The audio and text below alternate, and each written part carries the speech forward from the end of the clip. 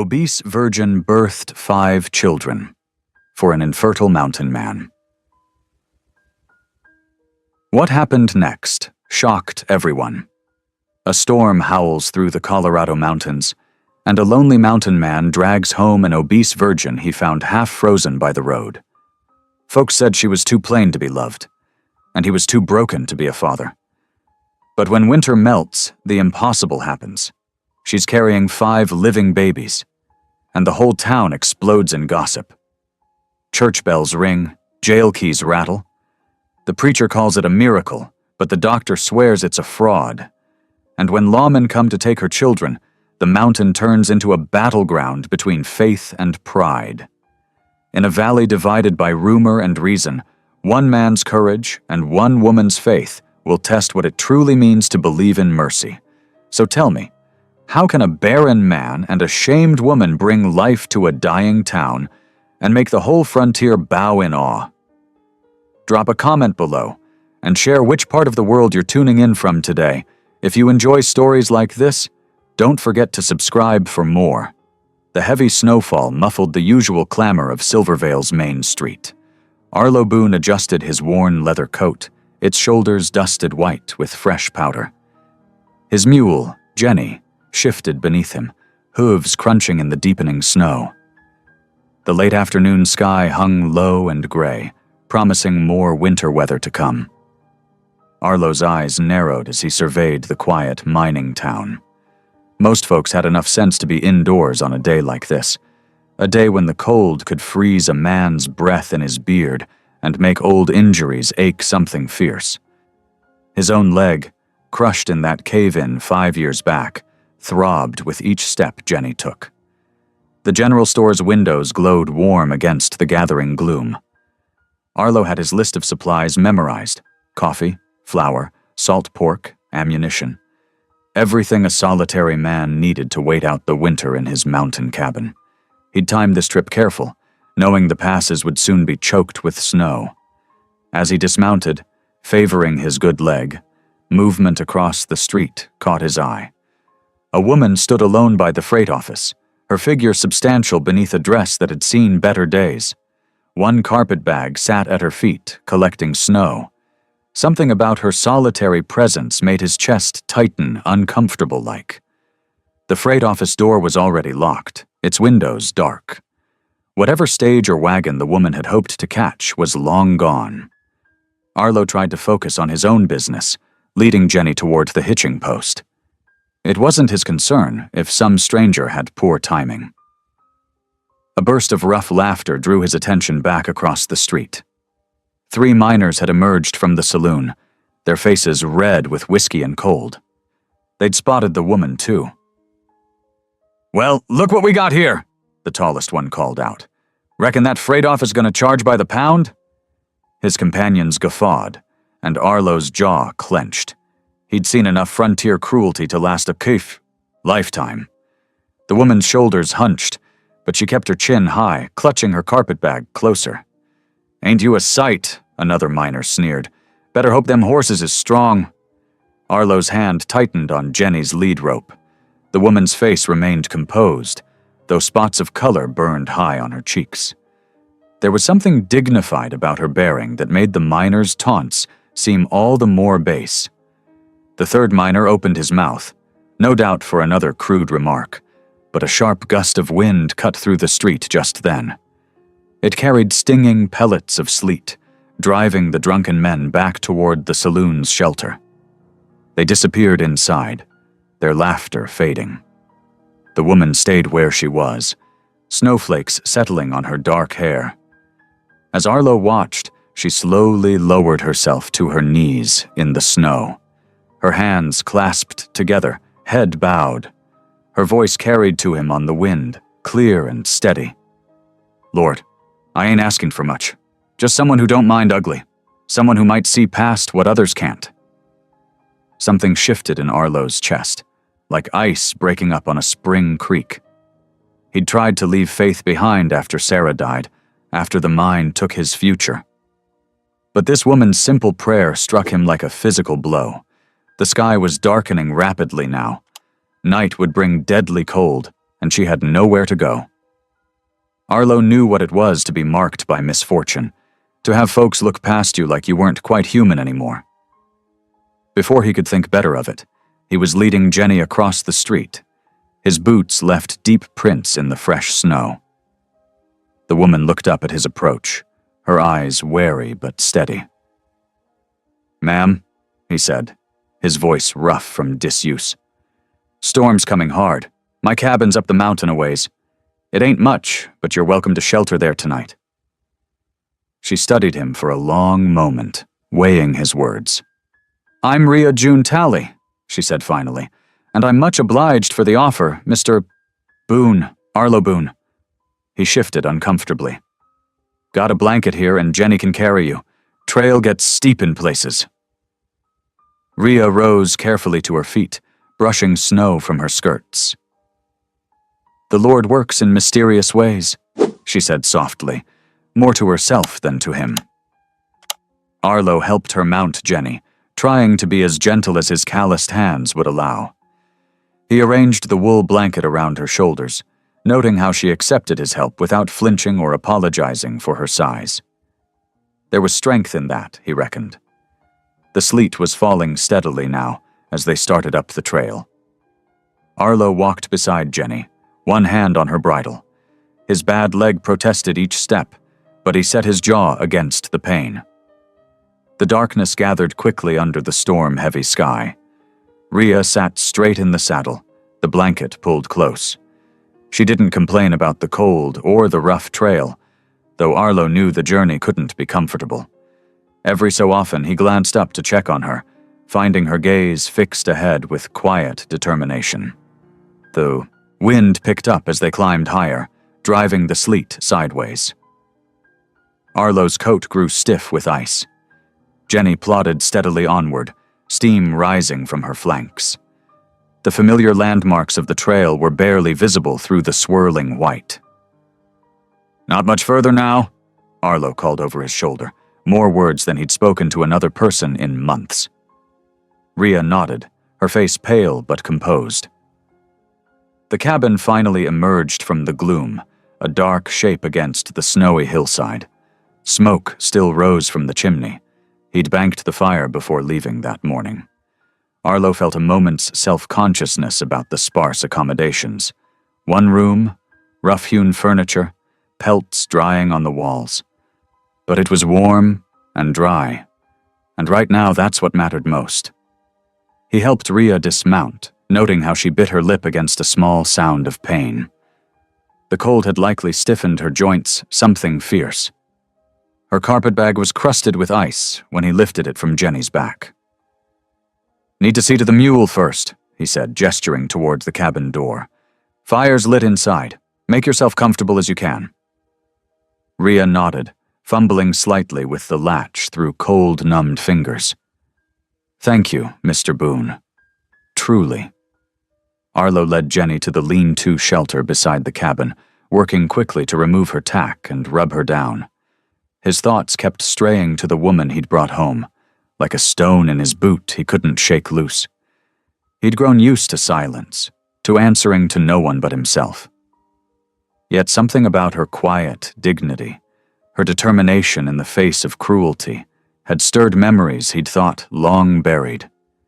When he finally stepped into the cabin, stamping snow from his boots, he found Rhea kneeling by the hearth. She'd added a log to the fire, and the flames cast warm light across her features. Her hands were extended toward the heat, and her eyes were closed in what looked like prayer. Arlo moved carefully around her to hang his coat by the door. "Ain't much for supper," he said gruffly, "but there's beans and coffee if you're hungry." She opened her eyes and smiled slightly. "I'd be grateful for anything hot, Mr. Boone, and perhaps—" She hesitated, then continued with quiet dignity. "Perhaps you'd allow me to cook for us tomorrow. It's the least I can do to repay your kindness." Arlo felt that strange shift in his chest again, like something long frozen beginning to thaw. "Reckon that'd be fine," he managed, and busied himself with the coffee pot to hide his discomfort. Outside, The storm howled against the cabin walls, but inside, the fire crackled steadily, and the silence between them was no longer quite so empty. Arlo couldn't have said why he'd stopped to help this woman, why her simple prayer had pierced the armor he'd built around himself. But as he watched her warming herself by his hearth, he felt the first stirring of something he'd thought dead and buried. The possibility that God hadn't finished with him yet, that there might still be purpose in his broken life. The coffee pot began to bubble, and Arlo reached for 2 tin cups. Whatever tomorrow might bring, they'd weather this night together. 2 lonely souls finding unexpected shelter from the storm. The fire popped, sending sparks up the chimney. Outside, the wind continued its mournful song through the pines. But within the cabin's rough walls, something new had begun. Though neither of them yet knew just how this night would change both their lives forever. The mountain trail grew treacherous as midnight approached. Snow had given way to ice, forcing Arlo to guide Jenny with extra care around the switchbacks. Rhea clung to the saddle, her breath visible in the frozen air. The moon, when it broke through the clouds, cast enough light to make the frost sparkle like scattered diamonds. "Almost there," Arlo called out, his voice barely carrying over the wind. Through the trees, his cabin finally emerged, a solid shadow against the starlit snow. Smoke still curled from the chimney, though the fire would be nothing but embers by now. Jenny's hooves crunched through the crusty snow as they approached. Arlo helped Rhea dismount, noting how she tried to mask her stiffness from the long ride. Her carpet bag had frozen solid during their journey. "Let me see to Jenny," he said, nodding toward the cabin door. "Fire needs tending. Kindling's beside the hearth." Rhea didn't argue, making her way carefully across the icy ground. The door creaked as she disappeared inside. Arlo led Jenny to the lean-to, working quickly to remove her tack and rub her down. The routine was familiar, but his thoughts kept straying to the stranger in his home. It had been 3 years since anyone but him had crossed that threshold. When he entered the cabin, stamping snow from his boots, he stopped short. Rhea knelt by the hearth, carefully arranging kindling around the remaining coals. Her movements were sure and practiced, showing none of the awkwardness he'd expected. Within moments, small flames began licking at the dry pine needles. "You know your way around a fire," he said, surprised into comment. She glanced up, the firelight softening her features. "My papa taught all his children, boys and girls alike. Said you never know when such learning might save your life." She fed larger sticks into the growing flames. "Though I reckon you've saved mine tonight, Mr. Boone." Arlo hung his coat by the door, uncomfortable with her gratitude. "Just couldn't leave you there in the cold. Nothing more to it than that." The cabin was a single room, with a rough-hewn table, 2 chairs, and a narrow bed in the corner. Sarah's quilt still lay folded at its foot, untouched since the day she died. Arlo cleared his throat. "You take the bed. I'll sleep by the fire." "No." Rhea's voice was firm but gentle. "I won't put you out of your bed, Mr. Boone. The hearth suits me fine if you've got a spare blanket." Something in her tone told him arguing would be useless. I fetched a wool blanket from the chest, watching as she arranged her makeshift bed near the fire. There was a quiet dignity in how she managed, asking nothing more than what was offered. The night passed slowly. Arlo lay awake in his bed, listening to the wind and the soft sound of Rhea's breathing. The familiar shadows of his cabin seemed different somehow, as if her presence had shifted something fundamental in the air itself. Morning arrived with startling brightness, sun glinting off the new-fallen snow until it hurt the eyes. Arlo woke to the smell of coffee and the sound of movement by the hearth. Rhea had already stoked the fire and set water to boil. "Hope you don't mind," she said, seeing him stir. "Thought we could both use something hot this morning. Before he could respond, a howl echoed from the ridge behind the cabin. Arlo was on his feet instantly, reaching for his rifle. "Wolves," he said grimly. "Need to check the stock pen." The morning air bit deep as he stepped outside. Fresh tracks circled the pen where he kept 2 goats, but the rough-built fence had held. The wolves had moved on, leaving only their prints in the snow as testament to their midnight hunt. When he returned, Rhea was stirring a pot of cornmeal mush over the fire. The familiar breakfast somehow looked different in her capable hands. She'd found his small store of dried apples and added them to the pot, along with a pinch of precious cinnamon he'd forgotten he had.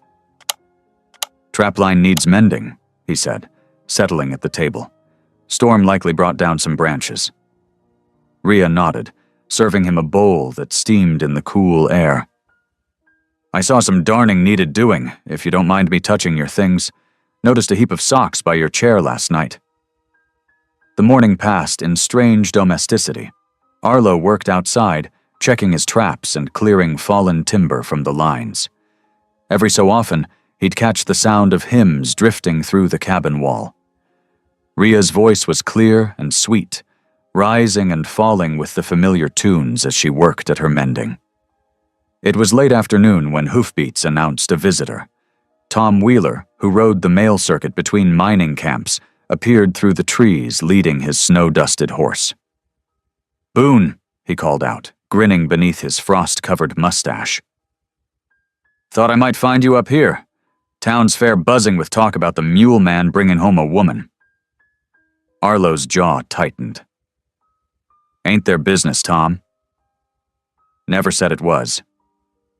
Tom's eyes strayed to the cabin window, where lamplight had begun to glow. "But you know how folks talk. Ain't had such excitement since the spring flood took out Miller's Bridge." After Tom rode on, Arlo stood for a long moment in the gathering dusk. The cabin windows glowed warm against the purple shadows of evening, smoke rising straight and steady from the chimney. It looked like a home again, he realized with a jolt. Inside, Rhea had somehow transformed his usual supper of beans into something remarkable. The addition of wild onions and herbs he didn't know he had, along with golden biscuits that filled the cabin with their warm scent, made it feel like a proper meal. "I hope you don't mind," she said softly as they ate. "I found some flour at the back of your shelf. Seemed a shame not to use it."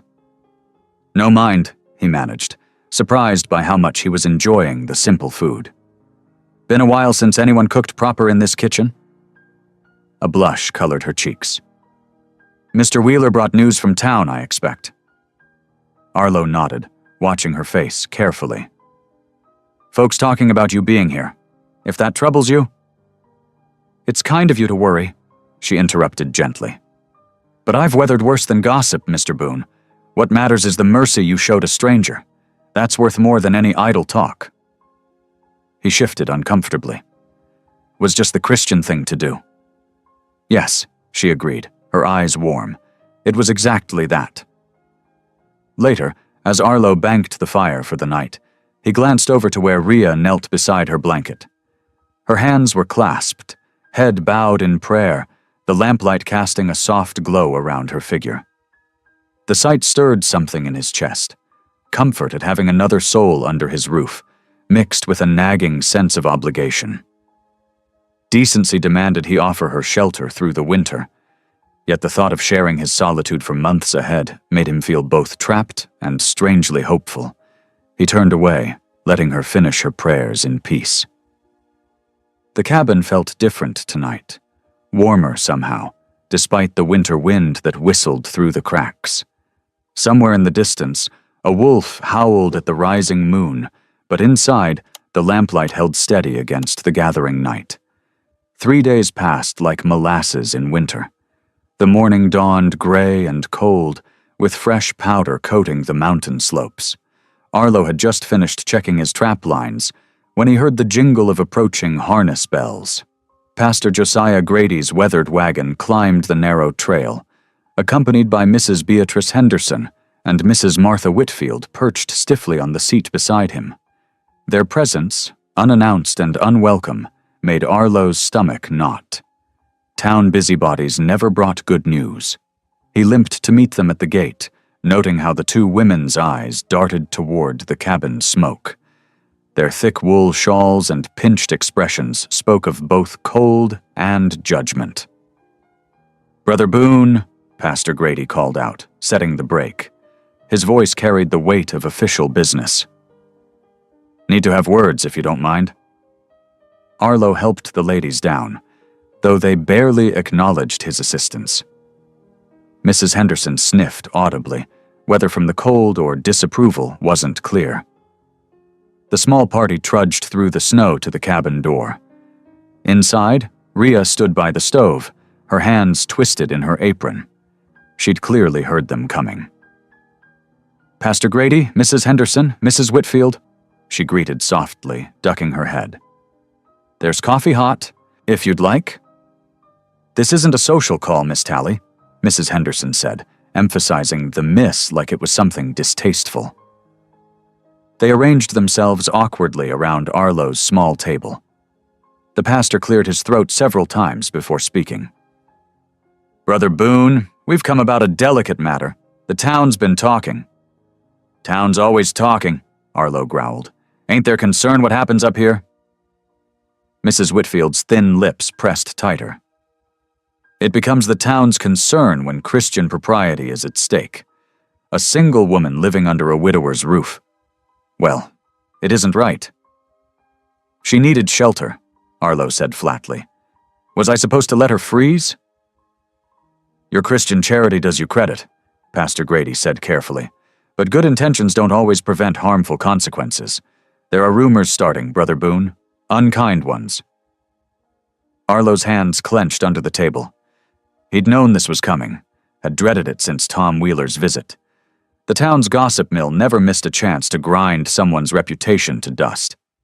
"Miss Tally's reputation is at risk," Mrs. Henderson declared, "and by extension the moral standing of our entire community. Something must be done." Pastor Grady leaned forward, his eyes kind but serious. "There's really only one solution that will satisfy propriety and protect both your good names. You need to marry." The word fell like a stone in the quiet cabin. Arlo shot to his feet, his chair scraping across the floor. "Now hold on." "It's the only way," Mrs. Whitfield cut in. "Unless Miss Tally would prefer to try her luck at the charity house in Denver." A small sound drew Arlo's attention to the stove. Rhea stood with her back to them, but he could see her shoulders shaking. Silent tears tracked down her cheeks, though she tried to hide them. The sight hit him like a physical blow. He'd rescued her from freezing only to have her face this impossible choice: marry a stranger or be cast out again. His own reluctance suddenly seemed selfish in the face of her distress. "I reckon," he said slowly, each word feeling like it was dragged from his throat. "If it's what needs doing."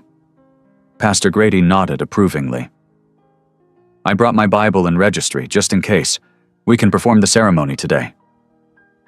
The next hour passed in a blur. The women helped Rhea smooth her hair and pin on a borrowed lace collar. Arlo changed his shirt and combed his beard. They gathered before the hearth, where fresh snow still dusted the stoop visible through the open door. "Dearly beloved," Pastor Grady began, his voice filling the small space. "We are gathered here in the sight of God." Arlo barely heard the familiar words. His eyes were fixed on Rhea's trembling hands, clasped tightly before her. She'd done nothing to deserve this forced choice, yet here she stood, accepting it with more grace than he could muster. When it came time for the vows, his voice emerged rough and uncertain. "I, Arlo Boone, take thee, Rhea." "June Tally?" Her response was barely above a whisper, but clear. "I, Rhea June Tally, take thee, Arlo Boone." The ring was his first wife's, retrieved from the trunk where he'd stored away his memories. It hung loose on Rhea's finger, but she touched it gently, as if understanding its significance. "By the power vested in me," Pastor Grady concluded, "I now pronounce you man and wife. What God has joined together, let no man put asunder." Mrs. Henderson produced a small cake she'd brought, and Mrs. Whitfield insisted on serving it with coffee. The forced celebration felt hollow, like play acting at happiness neither bride nor groom could feel. Finally, mercifully, the visitors prepared to leave. Pastor Grady pulled Arlo aside while the women helped Rhea wash up. "I know this isn't what either of you would have chosen," the pastor said quietly, "but marriage can grow into something beautiful, given time and effort. Remember that." Arlo just nodded, unable to find words. He watched the wagon disappear down the trail, taking with it any chance of returning to his solitary life. Inside, Rhea had already begun preparing supper. The familiar domestic sounds, potato peeling, wood shifting in the stove, seemed different now, weighted with new meaning. "I'll need to fetch more water," she said, her voice carefully neutral. "The bucket's running low." "I'll get it." Arlo grabbed the pail, grateful for any excuse to escape the cabin's suddenly confining walls. At the creek, he stared at his reflection in the icy water. A married man again, but not by choice or love. The weight of responsibility settled heavy on his shoulders. Supper was boiled potatoes with salt, eaten in awkward silence. They spoke only of practical things. Wood needed splitting, clothes wanted washing, trap lines required checking. "I'll sleep in the barn loft," Arlo said finally, unable to bear the tension any longer. "Plenty warm enough with extra blankets." Relief flickered across Rhea's face, though she tried to hide it. "You don't have to—" "I want to," he said firmly. "It's right close, if you need anything." After he left, Rhea sat alone in the cabin that was now legally her home. She took out her mother's Bible, one of the few possessions she'd brought in her carpet bag. Opening to the blank pages in back, she dipped her pen in ink and wrote carefully, "January 15th, 1878. Married today. Not loved, but safe." The words stared back at her, stark and honest. Outside, coyotes began their evening chorus, their wild voices echoing across the snowy peaks. Inside, the lamp burned low as Rhea knelt for her evening prayers, asking God to guide them through this strange new path neither had expected to walk. The night settled deep around the cabin. In the barn loft, Arlo lay awake, listening to the coyotes and wondering what tomorrow would bring. Below him, his mule shifted in its stall, its movements familiar and comforting. The sound of distant howling carried on the wind, while, closer at hand, smoke curled from the cabin chimney, where his new wife kept her own solitary vigil. They were married now, bound by law and God's witness, yet separated by more than the few yards between cabin and barn. As the coyotes sang their lonesome songs to the stars, two people who were now husband and wife lay awake in their separate spaces, each wondering if they'd done the right thing, each hoping that safety might somehow, someday, turn into something more. February settled hard across the Colorado mountains, bringing the kind of cold that turned breath to ice and made timber crack like gunshots in the night. The snow packed dense and crisp, transforming the landscape into a world of white, broken only by the dark shapes of pine trees and the thin thread of smoke from the Boone cabin's chimney. Inside, life fell into careful rhythms. Each morning, Rhea rose before dawn to kindle the fire and set coffee boiling. Arlo would emerge from the barn loft, stamping snow from his boots, to find a hot breakfast waiting. They spoke little during these early hours, but the silence grew less strained as days passed. One bitter morning, Rhea watched through the window as Arlo wrestled with a fallen pine. His axe rose and fell in steady strokes, sending chips of wood flying across the snow. She'd learned to read his moods in the way he worked. Today's methodical pace meant his leg wasn't troubling him too badly. The woodpile grew steadily higher under his attention. Rhea had insisted on helping stack the split logs, though Arlo had protested at first. "Ain't proper work for a woman," he'd grumbled. "Proper work is what needs doing," she'd answered firmly, already gathering an armload of wood. After that, he'd stopped arguing, their days filled with the endless tasks of survival. Arlo spent long hours checking his trap lines, bringing home rabbits and the occasional fox. Rhea learned to skin and clean the catches efficiently, waste nothing. She rendered fat for soap and candles, scraped hides for trading, and kept every scrap of fur for patching. The cabin itself flourished under her care.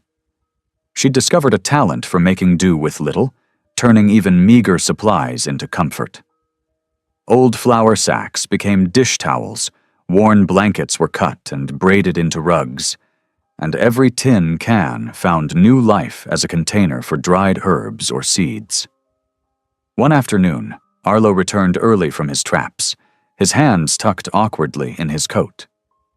Rhea knew something was wrong the moment she saw his face. "Let me see," she said, already reaching for her herb basket. "It's nothing," he muttered, but his fingers were white with frost when she gently pulled them from his pockets. "You'll lose these if we don't tend them proper," she scolded, leading him to the fire. From her stores, she brought out a jar of bear grease mixed with yarrow and willow bark, a remedy learned from her grandmother. Arlo hissed as she spread the warming salve across his frozen fingers.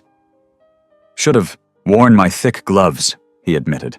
"Dropped one in the creek trying to free a trapped beaver." "The Lord gives us sense to come in from cold," Rhea said mildly, wrapping his hands in clean strips of muslin. "Best you mind using it." To her surprise, a ghost of a smile crossed his face. "Yes'm." The poultice worked its magic through the night. By morning, Arlo's fingers were red and sore, but saved from the worst of the frostbite. He flexed them carefully as Rhea changed the bandages. "Much obliged," he said quietly. "Reckon I'd be short a few fingers if not for your doctoring." Rhea ducked her head, pleased. "Just common knowledge is all." That evening, over a supper of rabbit stew and cornbread, something shifted in the air between them. Perhaps it was the lingering gratitude, or maybe just the comfort of warm food after a cold day. But Arlo seemed less distant than usual. As Rhea gathered the dishes, he cleared his throat. "Been meaning to tell you something," he said, staring into his coffee cup. About why I was living alone up here." She settled back in her chair, waiting. In their weeks together, she'd learned that Arlo's words came easier if given space to find their way out. "Was married before," he continued roughly. "Sarah was her name. We had plans for a family, but I was working the silver mines then. There was a cave-in." Rhea's hands tightened on her apron as he spoke. The mines had taken many lives in these mountains. Everyone knew that. "I survived, but..." His voice grew hoarse. "Doctor said the crushing damaged things inside. Said I'd never father children. Sarah took sick that winter. Fever took her before spring. Reckoned after that no woman would want a man who couldn't give her young'uns. So I came up here, learned trapping instead." The confession hung in the fire-lit air between them. Rhea could see the old pain etched in the lines of his face, the shame he still carried. "God still gives harvest after hail," she said softly, the words coming from some deep place of certainty inside her. "My mama used to say that when the storms would flatten our corn. Sometimes blessing comes in ways we don't expect." Arlo looked up sharply, something flickering in his eyes. But he said nothing, just nodded once and carried his cup to the wash basin. That night, his dreams were strange and vivid. He walked through the cabin, but it wasn't the quiet place he knew. Laughter echoed from corners, small feet pattered across wooden floors, and warmth filled every shadow. He woke in the barn loft with his heart aching, the phantom sounds still ringing in his ears. The next week brought need for supplies. The flour barrel was scraping bottom, and they'd run through most of the coffee. Arlo hitched the mule to his small sledge and made the treacherous journey down to Silvervale. The general store was warm and crowded, filled with the smell of tobacco and leather. As he gathered his supplies, he couldn't help overhearing the conversations around him. "Saw the mule man's sledge outside," one miner said to another. "Remember that fat girl he took up the mountain? $10 says she don't last till spring. 15 says she runs first thaw," his companion answered with a harsh laugh. "No woman that size could handle mountain living." Arlo's hands clenched on the flour sack he was lifting. He wanted to turn around, to show these men exactly what he thought of their betting. But violence would only make things worse for Rhea. Instead, he walked to the dry goods counter where Miss Patterson was arranging ribbons. His eyes fell on a soft blue length that reminded him of the morning sky over the peaks. "I'll take 2 yards of that," he said gruffly, pointing. Miss Patterson raised her eyebrows, but measured out the ribbon without comment. Arlo added it to his purchases, trying not to think too hard about why he was buying it. The journey home was slow, the sledge heavy with supplies. By the time he reached the cabin, evening was drawing in. Rhea met him at the door, helping to carry in the provisions. As she sorted through the packages, he thrust the small paper-wrapped ribbon toward her. "Thought maybe for your bonnet," he mumbled. "If you want it." Rhea unwrapped the package with careful fingers. When she saw the blue ribbon, tears welled in her eyes.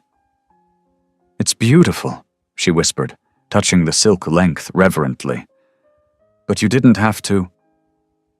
"Wanted to," Arlo said shortly, suddenly unable to bear the gratitude in her face.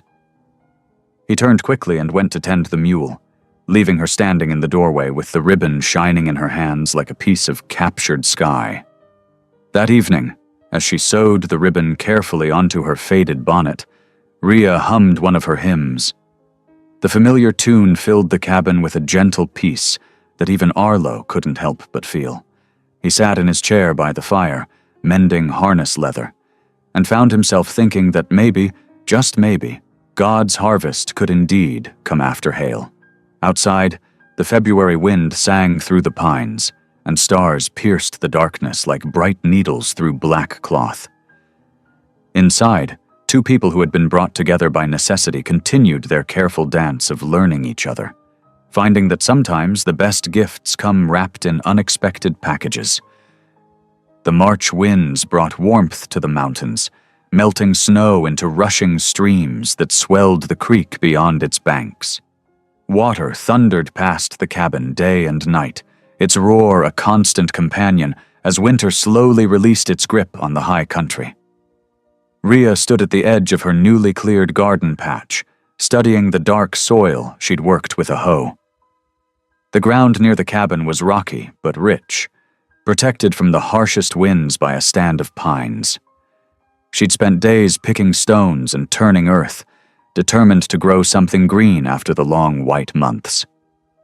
"Reckon these'll take," she murmured, reaching into her apron pocket for the bean seeds she'd saved from winter stores.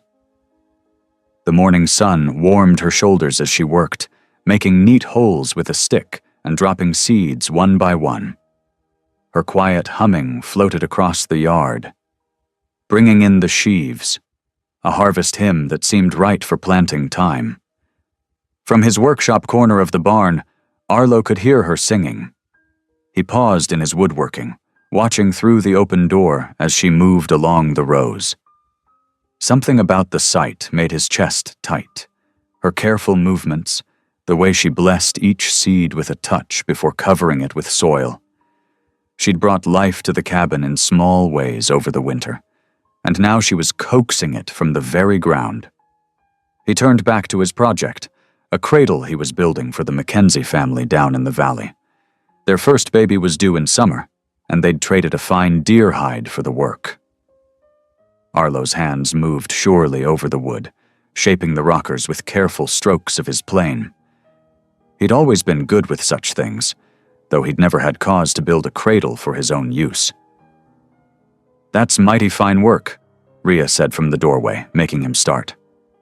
She'd finished her planting and come to call him for the midday meal, her face flushed from the sun. "Just a simple thing," he replied, running his hand along the smooth rail. "Reckon every baby needs a proper place to sleep." "It'll be a blessing to them," she said softly, touching the curved headboard. "You've got a gift for making beauty from raw wood." Arlo felt his ears grow warm at the praise. "Best wash up for dinner," he said gruffly, setting his tools aside. But as they walked to the cabin together, he found himself hoping the Mackenzies would appreciate the extra care he'd put into the cradle's details, the carved pine cones at the corners, the gentle sweep of the rockers that would make for easy soothing. The days lengthened, bringing more warmth and the first green shoots in Rhea's garden. She tended them like precious things, watering in the cool mornings and evenings, touching each tiny plant as if encouraging it to grow. It was during one such morning that everything changed. Arlo was mending fence near the barn when he heard the thud. He looked up to see Rhea crumpled beside the laundry line, the basket of wet clothes spilled around her. "Rhea!" He crossed the yard in long strides, heart hammering. She was already stirring when he reached her, trying to sit up. "I'm fine," she mumbled, though her face was pale as milk. "Just got dizzy for a moment." "You're not fine," he said firmly, lifting her despite her protests. "You're going straight to bed, and I'm riding for the doctor." "Not the doctor," she said, gripping his shirt. "Send for Mrs. Compton, the midwife. Please, Arlo, I think I know what this might be." Something in her voice made him look down sharply, but she'd closed her eyes, tears leaking from the corners. He carried her inside and settled her on their bed. No longer just his dead wife's bed, but theirs now, though he still slept in the barn. The ride to town was tense, his mind churning with possibilities, none of them good. Mrs. Compton, bless her, didn't waste time with questions. She packed her bag and mounted her own horse, following him back up the mountain trail. Arlo paced the cabin porch while the midwife examined Rhea, wearing a track in the weathered boards. When Mrs. Compton finally emerged, her face was a study in amazement. "Mr. Boone," she said carefully, "I need you to sit down for what I'm about to tell you." He remained standing, hands clenched at his sides. "What's wrong with her?" "Wrong?" Mrs. Compton shook her head slowly. "Sir, your wife is carrying children. More than one, by my reckoning of the heartbeats. I'd say at least 5, though such a thing is nearly unheard of." The world tilted sideways. Arlo gripped the porch rail, his knuckles white. "That's impossible," he said hoarsely. "The mining accident. The doctor said I couldn't." "I've been bringing babies into this world for 30 years, Mrs. Compton said firmly. "I know the signs. Your wife is carrying multiple children, and they're strong and healthy by all I can tell." A roaring filled Arlo's ears, like the spring flood made sound. 5 babies. Impossible babies. Which meant... He burst through the cabin door, rage and betrayal burning in his throat. Rhea sat propped against the pillows, her hands folded over her middle, her face tear-stained but calm. "Who was it?" he demanded, his voice shaking. "Who have you been with?"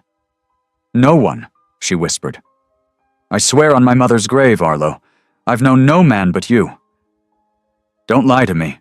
His fist crashed against the wall, making the cups rattle on their shelf.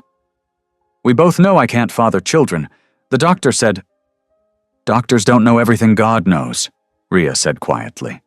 She reached for her Bible on the bedside table, pressing it to her heart. "I swear on this holy book, Arlo Boone.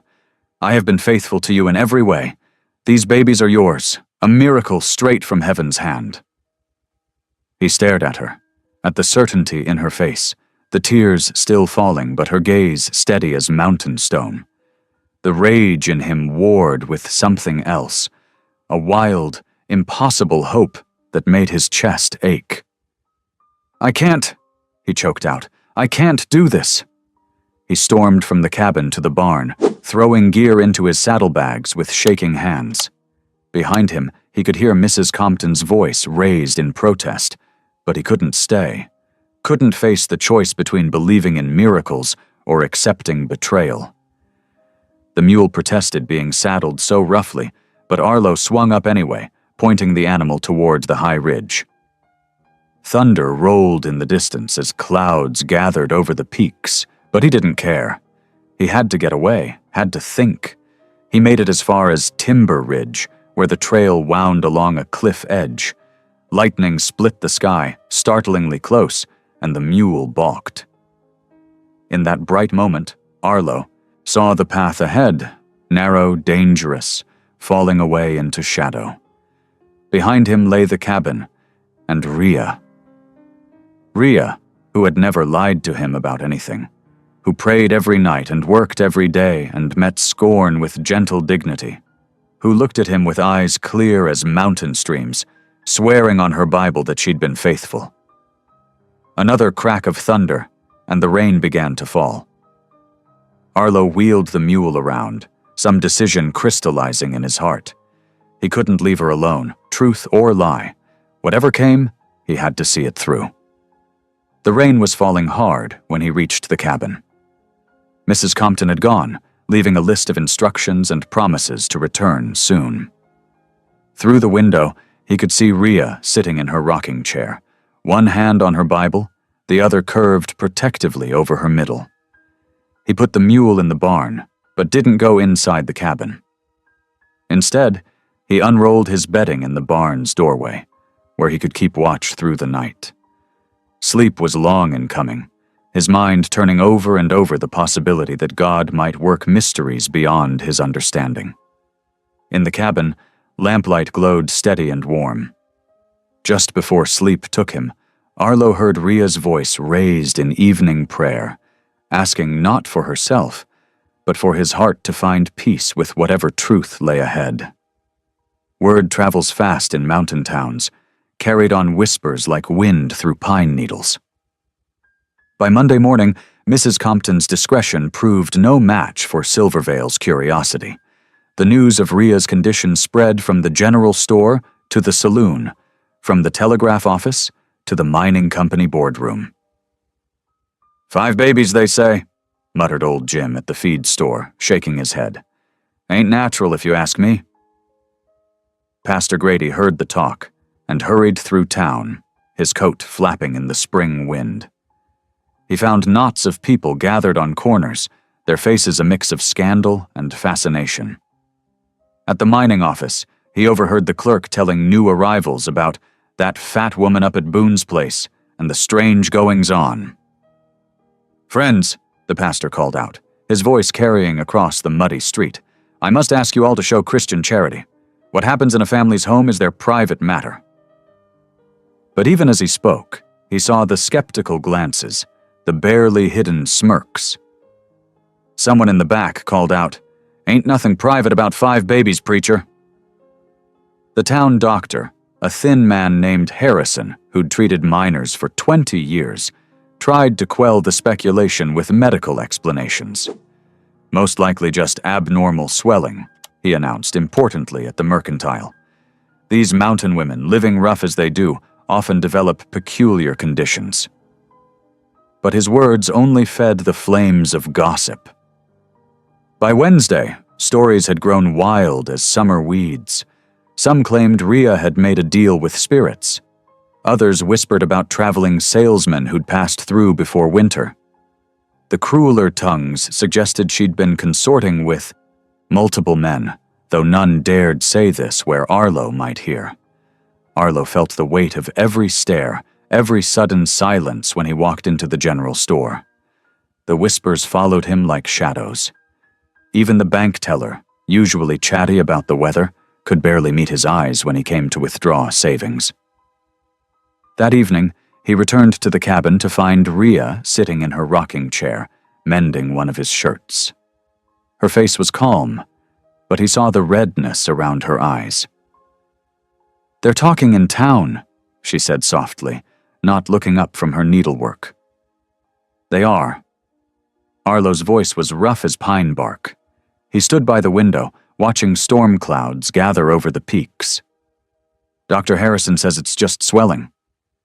We both know it ain't that. Her needle flashed in the lamplight, steady and sure. These are babies, Arlo. Living souls God has blessed us with. He turned to her then, his face shadowed. Blessed. They're calling you witch and worse down there, saying things that... He stopped, his hands clenching into fists. What people say don't change what's true. Rhea set aside her mending and met his gaze. But if my being here brings shame on you, I'll go. My sister Mary has that ranch east of here. She'd take me in, I expect. Arlo's throat tightened. The thought of her leaving twisted something in his chest, but the memory of those sneering faces in town, the whispered accusations. Maybe that would be best, he said finally, just until we know what this is. Rhea nodded, as if she'd expected this answer. I'll pack my things tonight. The next morning dawned gray and threatening. Arlo hitched the wagon while Rhea gathered her few possessions. The Bible, some clothes, the quilt she'd brought from home. He'd added extra blankets and a tarp in case of rain. Pastor Grady rode up as they were loading the last items. You don't have to do this, he said, looking between them with concern. The talk will die down. People will accept... No, Pastor, Rhea interrupted gently. They won't. Not here, not now. Sometimes the Lord leads us into the wilderness for a season. The pastor sighed heavily, but didn't argue. He helped Arlo arrange the wagon seat more comfortably, then prayed with them before they set out. The first drops of rain began to fall as they pulled away from the cabin. The 30 miles to Mary's ranch stretched long and silent. The steady drumming of rain on the wagon's canvas cover marked time like a distant heartbeat. Rhea sat straight-backed, despite the rough trail, one hand resting on her middle, the other holding tight to her Bible. Arlo kept his eyes on the road, fighting the urge to look at her, to speak, to try explaining the tangle of doubt and shame and wonder that kept him awake at night. They passed other travelers, who stared curiously at the couple. The massive, grim-faced man and his large wife, heading east in the rain. Each time, Arlo felt his jaw clench tighter, his shoulders hunch against their gazes. Near noon, they stopped to rest the horses. Rhea shared the bread and cheese she'd packed, but neither could eat much. The silence between them had grown too heavy, filled with all the things they couldn't say. The rain eased as they approached Mary's ranch in the late afternoon. The place was modest but well kept, a 2-story house, a barn, some cattle grazing in the distance. Mary came out on the porch when she heard the wagon, her expression guarded. So it's true then, she said, looking at her sister. The letter you sent wasn't just talk. It's true, Rhea answered quietly. All of it. Mary's lips tightened, but she nodded. Well, come on in then. You look done in.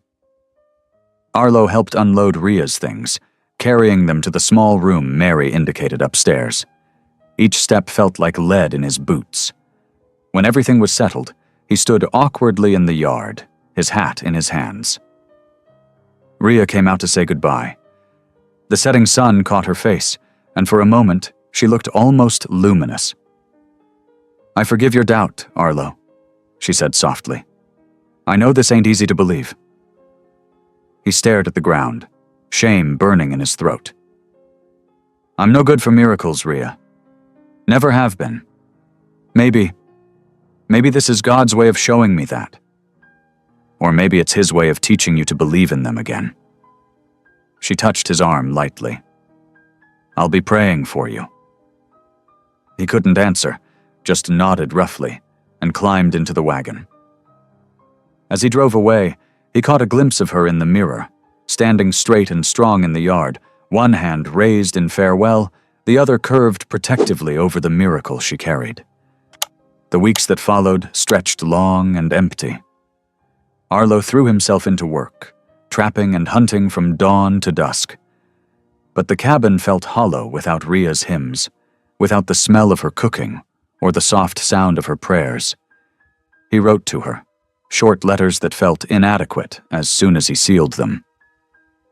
"Hope you're well," he'd write, or "Weather's fair here." Sometimes he'd add a few coins from his trapping money, knowing she'd need things for the babies, if they really were babies. Even now, he couldn't quite let himself believe. Mary wrote back sometimes, terse updates about Ria's condition. "Growing bigger every day," one letter said. "Still prays every night, though folks here ain't kind about it. Says she knows God sent these children special." The unkindness Mary mentioned ate at him. He imagined Ria enduring the same sort of cruel remarks she'd faced in Silvervale, but now without him there to glare people into silence. Yet her letters, when they came, never mentioned hardship. She wrote of the garden she'd started, of the sunsets over the eastern plains, of her continued prayers for him and the children she was certain God had given them. "I don't ask him to make people understand," she wrote in one letter, "just to give them peace about it, same as I'm asking for you. These little ones move now, Arlo. I feel them dancing, under my heart, like stars come down to earth. They're a miracle, plain and simple, and I won't deny that truth to make folks comfortable." Arlo read that letter a dozen times, sitting in the cabin as summer rain pattered on the roof. He thought of Ria's steadfast faith, her quiet strength in the face of mockery and doubt. She'd chosen exile rather than deny what she believed God had done, while he'd chosen to hide from both miracle and responsibility. The realization sat heavy in his chest as darkness fell and crickets began their evening song. Outside, the rain continued, steady as grace, steady as faith, steady as a woman's prayers in the night. Thunder rolled across the plains like God's own drumbeat. Ria stood at the window of her sister's ranch house, watching purple-black clouds mass on the horizon. Her hands rested on her enormous belly, feeling the restless movements within. The air felt heavy, charged with electricity that made her skin tingle. Mary bustled around the kitchen, casting worried glances at her sister. "Maybe you ought to lie down, Val. Storm's coming in fierce." "Can't rest," Ria murmured. "Something's different today." She winced as a sharp pain gripped her middle. The first fat drops of rain began to fall, striking the window pane like bullets. Lightning split the sky, followed instantly by a crack of thunder that rattled the dishes in their cupboards. Ria gasped, doubling over. "Mary!" Her voice was tight with pain. I think it's time." Mary dropped the pot she was holding. "Lord have mercy." She ran to the door, shouting for the ranch hands. "Tom, Jake, get to town fast as you can. Fetch Mrs. Compton." The two men burst into action, mounting their horses despite the intensifying storm.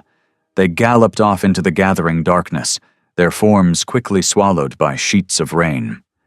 Inside, Mary helped Ria to the bedroom they'd prepared weeks ago. The room was simply furnished, a broad bed, a rocking chair, stacks of clean linens. Lightning flashed again, illuminating Ria's face as another contraction seized her. "These babies are coming quick," Mary fretted, helping her sister onto the bed. "Too quick. Mrs. Compton's a good 10 miles out." "The Lord will provide," Ria breathed through clenched teeth. "He's brought us this far." Hours crawled by. The storm raged outside, wind howling around the corners of the house like a wild thing. Mary paced between the bedroom and the window, straining to hear hoofbeats over the thunder. Ria's labor intensified, her prayers mixing with cries of pain. Near midnight, they heard horses in the yard. Mrs. Compton burst in, soaked to the skin, her medical bag clutched to her chest. The midwife took one look at Ria and began issuing orders. "Mary, we need more hot water. And lamps, every lamp you've got. This night's work needs light." The birth chamber soon glowed with the warm light of 6 oil lamps. Outside, the storm reached its peak. Thunder shook the walls so, Hard the windows rattled in their frames. Lightning turned night to day every few seconds. "Lord in heaven," Mrs. Compton whispered as she examined Rhea, "I feel there's more than one head presenting. Many more." Rhea gripped the bedposts, her face sheened with sweat. "I know," she gasped. "I felt them all along, God's precious gifts." The first baby arrived just as lightning struck a tree in the yard, splitting it with a tremendous crack. The infant's cry rose above the thunder, strong, defiant, alive. Mrs. Compton cleaned the tiny girl quickly, her experienced hands trembling slightly. "She's perfect," the midwife announced, "but there's another coming right behind." The second birth followed swiftly, then the third. Mary ran between helping Mrs. Compton and mopping Rhea's brow with cool cloths. The storm's fury seemed to match the intensity of the birth, as if heaven itself strained with Rhea's labor. The fourth baby arrived as a massive thunderclap shook the house to its foundations. Through it all, Rhea remained focused, her faith unwavering. Her prayers never ceased, though they sometimes dissolved into groans of effort. Dawn was breaking when the fifth and final infant made her appearance. As Mrs. Compton laid the last tiny girl in her mother's arms, the storm began to fade. Sunlight pierced the clouds, sending golden beams through the window. "5 babies," Mrs. Compton said, tears streaming down her weathered cheeks. 5 perfect, healthy girls. In all my years of midwifing, I've never seen the like. This is God's work, plain as day. Rhea lay back against the pillows, exhausted but radiant. The 5 newborns were nestled around her like a living crown, each one distinct and beautiful. One had eyes the color of summer sky, another's were deep brown like rich earth. The third had a sprinkle of copper hair, while the fourth's was black as night. The fifth had a tiny birthmark shaped like a star on her shoulder. Hope, Rhea touched each tiny head in turn. Mercy, faith, justice, glory. She looked up at Mrs. Compton and Mary.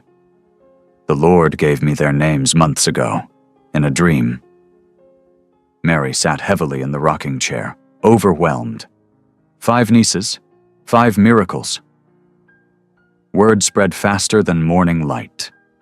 By the time the sun cleared the horizon, the ranch yard was filling with neighbors. They came on horseback and in wagons, drawn by the incredible news. 5 babies born in one night, during the worst storm in years. The crowd grew as morning wore on.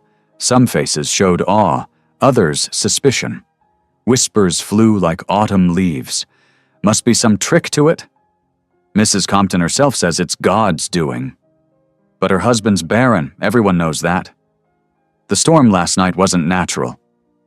5 perfect babies, though. How do you argue with that? Mrs. Compton stood guard at the bedroom door, allowing only a few visitors at a time to peek in. Each person who emerged had the same stunned expression, the same speechless wonder. The babies were undeniably real, undeniably perfect, and undeniably different from each other. Inside the quiet bedroom, Rhea nursed her daughters one by one, marveling at their tiny fingers and rosebud mouths. She sang hymns softly, her voice still strong despite her ordeal. The babies seemed to listen, their eyes focusing on her face with uncanny awareness. Near noon, a rider from Silvervale arrived, lathered horse showing how fast he'd come. He carried messages from Pastor Grady and others, all demanding confirmation of the incredible news. Mrs. Compton wrote her reply with a steady hand. 5 healthy girl babies born to Rhea Boone during the night's storm. I witnessed their births and swear before God and man that this is his miracle. Come see for yourself if you doubt. She sealed the letter and handed it to the rider, who stared through the doorway at Rhea and her daughters before galloping back toward town. The news would reach Arlo before sunset. Rhea touched each small head again, praying her husband's heart would be opened by this visible proof of God's power. The day wore on. more visitors arrived. Mary organized the ranch hands' wives to cook food for the growing crowd. The babies slept and woke and nursed, showing no signs of the weakness often seen in multiple births. Each one was robust, with strong cries and firm grips. Mrs. Compton kept careful notes of every detail, knowing this birth would be discussed for generations. She wrote of the perfect timing of the deliveries, the strength of the mother, the distinct features of each child. Her final entry read simply, "I have attended births for 30 years. What I witnessed this night was beyond nature. I have seen the hand of God at work." The midwife stayed close to Rhea, watching for any complications, but the new mother seemed to grow stronger by the hour. Her faith had sustained her through the pregnancy and birth. Now it radiated from her like light as she tended her miraculous daughters. "God's ways ain't our ways," she told Mrs. Compton as the babies nursed. "But his purpose is always love. These little ones will show people that, if they've got eyes to see." The 5 tiny girls, born in storm and controversy, slept peacefully in their mother's arms, unaware that their very existence had transformed rumors into wonder and set their small community on edge. Their names, Hope, Mercy, Faith, Justice, and Glory, rang like bells of change across the Colorado frontier. Outside, the crowd in the ranch yard continued to grow as word spread further. Some came to marvel, some to judge, but none could deny the power of what they witnessed. 5 new lives, born of faith and storm, had arrived to challenge everything their world thought it knew about possibility and grace. 2 days after the miraculous births, Arlo stood in Hannigan's general store in Silvervale, his arms full of supplies. The usual Saturday crowd milled about, their whispers carrying through the dusty air like wasps. "Heard tell. The mule man's woman had her babies," someone muttered behind the seed bins. "5 of 'em," another voice added. "But that ain't the strange part." Arlo's shoulders tensed as he counted out coins for flour and coffee. His ears strained despite himself. "My cousin's wife was there," the first voice continued. "Says they're mixed-breed babes, each one different as can be. Dark hair, light hair, different eyes." The copper pennies clattered from Arlo's suddenly numb fingers. The implications hit him like a mine cave-in. His chest tightened with the same crushing pressure he'd felt years ago, trapped beneath tons of rock. "That'll be $2.43, Mr. Hannigan said, but Arlo barely heard him. Mixed-breed babies, different features. The townsfolk's suspicious glances suddenly made horrible sense. They thought Rhea had been with multiple men of different races. The shame and rage rose in his throat like bile. Without waiting for his change, Arlo stumbled out into the street. Thunder rumbled overhead as storm clouds gathered, matching his dark mood. He swung onto his mule, supplies forgotten, and spurred the animal hard toward the east trail. The storm caught him halfway to the ranch. Lightning split the sky as rain pounded against his hat and shoulders. The usually steady mule slipped in the mud, but Arlo drove them on. Each crack of thunder fed his fury. Each flash of lightning illuminated terrible images in his mind. By the time he reached the ranch, his clothes were soaked through, and his thoughts were as black as the storm-darkened sky. He dismounted in the muddy yard, barely noticing the cluster of wagons and horses sheltered under the barn eaves. Visitors were still coming and going, drawn by news of the miraculous births. Arlo burst through the front door, tracking mud and rain across Mary's clean floors. A young ranch hand tried to stop him, but one look at Arlo's face made the boy step aside.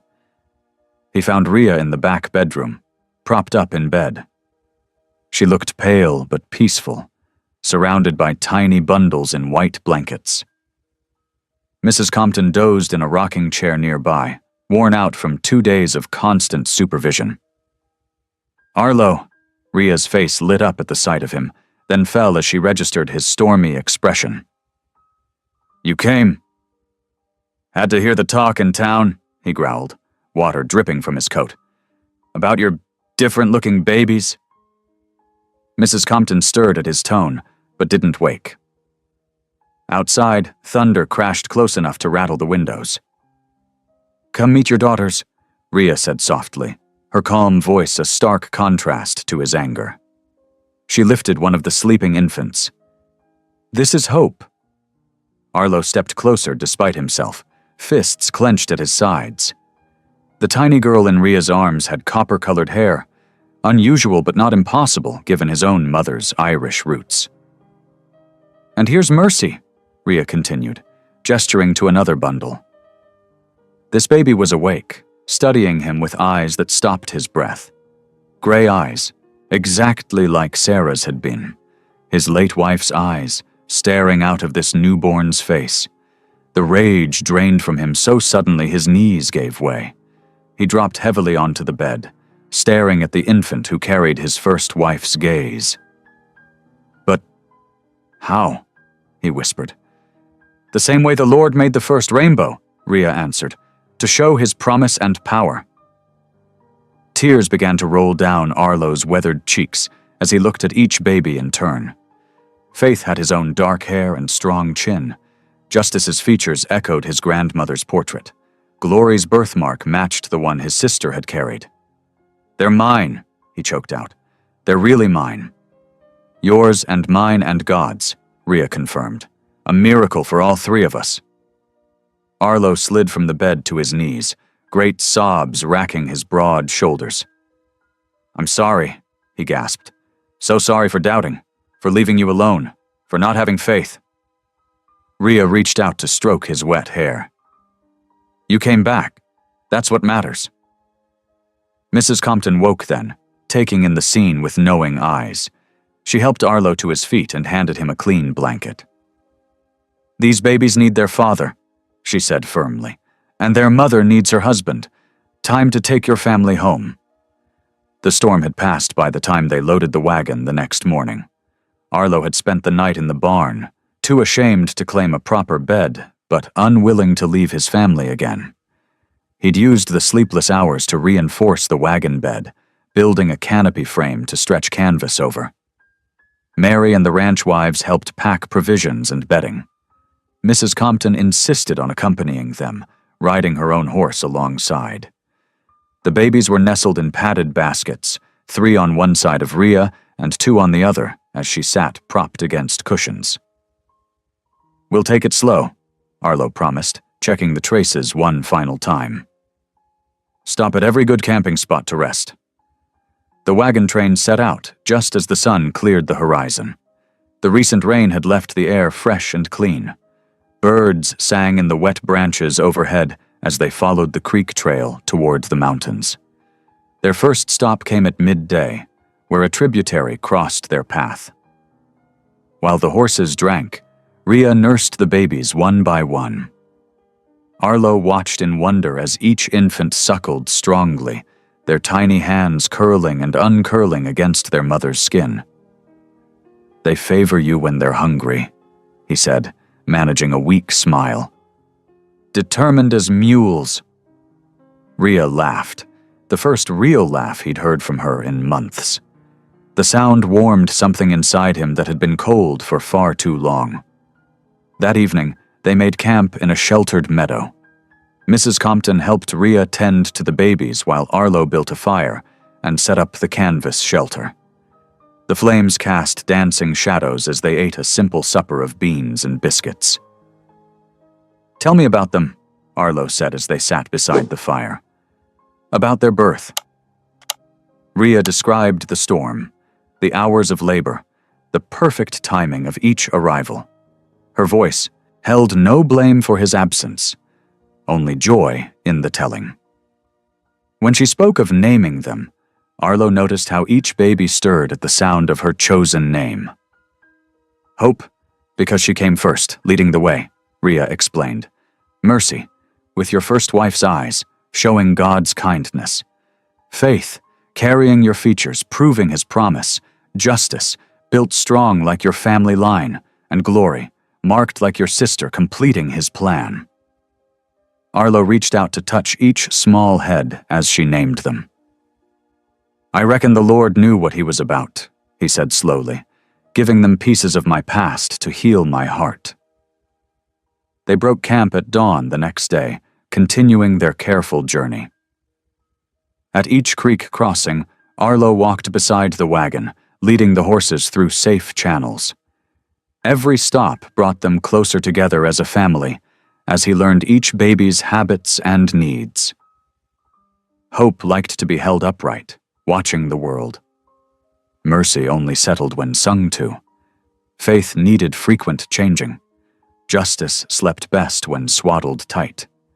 Glory wouldn't nurse unless her siblings were near. Mrs. Compton shared her wisdom as they traveled, teaching them how to care for 5 infants at once. "The Lord doesn't give challenges without providing help," she reminded them. "These babies came with their own special ways of letting you know what they need." The mountain loomed closer with each passing hour. Arlo found himself pointing out landmarks to the babies, though they were far too young to understand.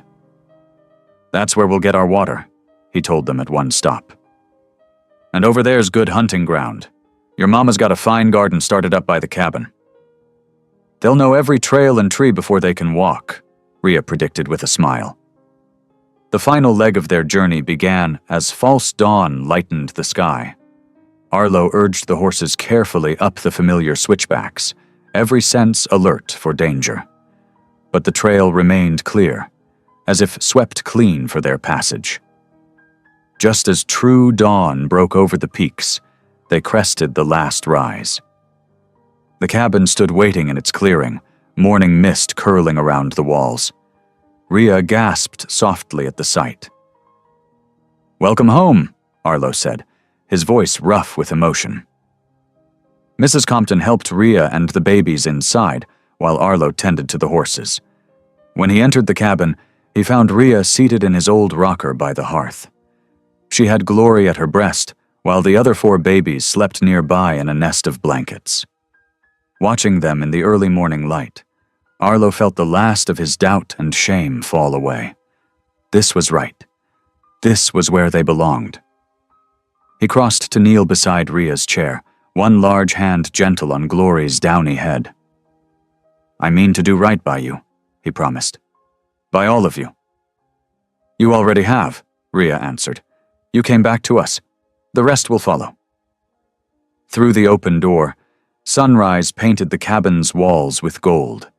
The 5 tiny girls slept peacefully in their mountain home, unaware of the journey that had brought them there, or the healing their very existence had begun. Mrs. Compton watched from beside the hearth, her experienced eyes taking in the scene. A family forged in miracle and redemption, brought together by faith stronger than doubt, by love more powerful than fear. God's handiwork, plain as day. The mountain autumn painted the aspens gold as life settled into rhythm at the Boone cabin. Arlo rose before dawn each morning, stoking the hearth fire before heading out to check his trap lines. He'd return to find Rhea already up, her quiet singing mixing with infant coos as she nursed 2 babies while keeping watch over the others. "You're like a mother hen with her chicks," he said one morning, hanging his coat by the door. The cabin smelled of coffee and fresh bread, warmth pushing back against the crisp morning air. "5 little ones need a schedule," Rhea replied, shifting hope to her other side while Faith waited her turn. "Otherwise we'd never get any rest at all." The babies had grown steadily through the late summer weeks, each developing her own personality. Hope remained the leader, first to smile, first to grab at bright objects. Mercy watched everything with serious gray eyes, while Faith kicked her legs energetically during every feeding. Justice slept deeply but woke hungry, and Glory never settled unless she could see her sisters nearby. Arlo had spent the past month expanding the cabin, adding a proper nursery onto the eastern wall. The sound of his axe and hammer filled the days as he shaped local pine into walls and floor joists. Each evening brought him closer to completion, and closer to truly accepting his role as father to 5 miracle daughters. "Reckon we'll need more room as they grow," he said, measuring boards for the nursery's final wall. "Might add another room come spring." He looked up at the sound of hoofbeats approaching. Henry Benally, their Navajo neighbor from the next valley over, rode into view leading a milk goat on a rope. The man's quiet friendship had proved invaluable over the past weeks, his knowledge of local plants and healing ways complementing Ria's own skills. "The kids are weaned," Henry called out, dismounting. "Thought your little ones might need the milk soon enough." He tied both horse and goat to the rail, then lifted a cloth-wrapped bundle from his saddlebag. "Brought more of that willow bark tea, too. Helps with the teething when it comes." Ria appeared in the doorway, Justice cradled in one arm. "You're a blessing, Henry Benally. Come in and warm yourself." Inside, Henry settled on a stool by the fire, accepting a cup of coffee. His dark eyes took in the changes to the cabin, new shelving along the walls, 5 wooden cradles arranged near the hearth, clean diapers hanging on lines strung in the corners. The once sparse home had transformed into a proper nursery. "My sister helped me make these," he said, unwrapping his bundle to reveal 5 tiny beaded bracelets. "One for each girl to mark them as friends to our people." Arlo watched as Ria carefully tied the bracelets around each tiny wrist. The colored beads caught the firelight, dancing like stars.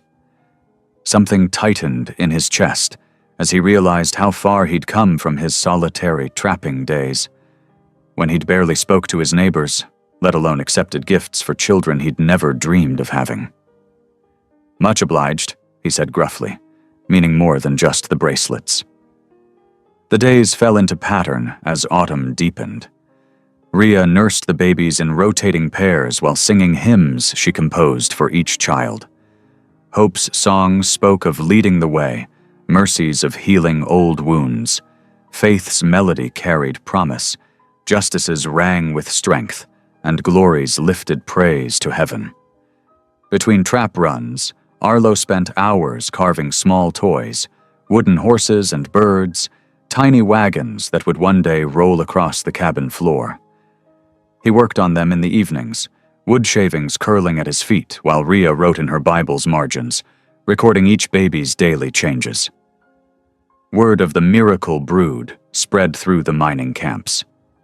Curious visitors began appearing at the cabin, some riding miles out of their way just to glimpse the 5 identical cradles. Most brought small gifts, sacks of flour, bolts of cloth, jars of preserved fruit. Few stayed long, but all left changed by the sight of 5 healthy infants in a home that had once known only loss. "The Lord provides," Ria would say, adding each new donation to their winter stores. She never questioned who left the anonymous bundles that sometimes appeared on their stoop.